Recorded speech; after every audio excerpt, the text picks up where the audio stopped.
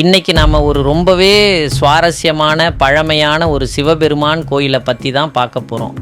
அதுதான் அரியலூர் மாவட்டம் கீழப்பழுவூரில் இருக்கிற ஆலந்துறையார் கோயில்.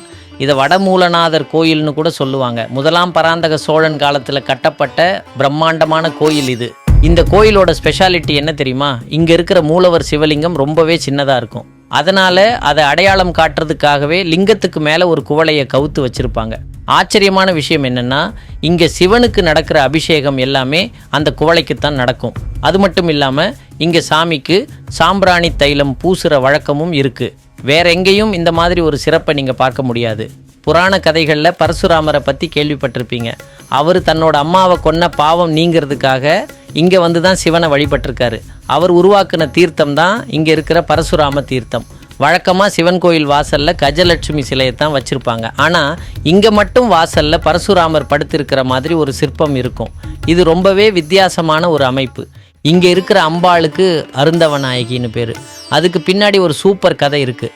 கைலாயத்தில் பார்வதி தேவி விளையாட்டா சிவனோட கண்களை மூடினதால் உலகமே இருட்டி போச்சான். அந்த பாவத்தை போக்க பூலோகத்தில் யோகவனம்னு சொல்லப்படுற இந்த பழுவூருக்கு வந்து அம்பாள் ஒற்றை காலில் நின்று தவம் செஞ்சுருக்காங்க.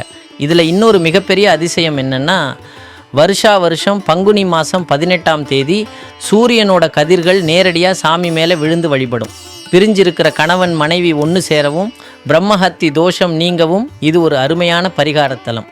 இந்த கோயில் காலையில் 6 மணிலேருந்து 12 மணி வரையும், சாயங்காலம் 4:30 மணிலேருந்து 8:30 வரையும் திறந்திருக்கும். வாய்ப்பு கிடைச்சா கண்டிப்பாக ஒரு தடவை போய் பாருங்கள்.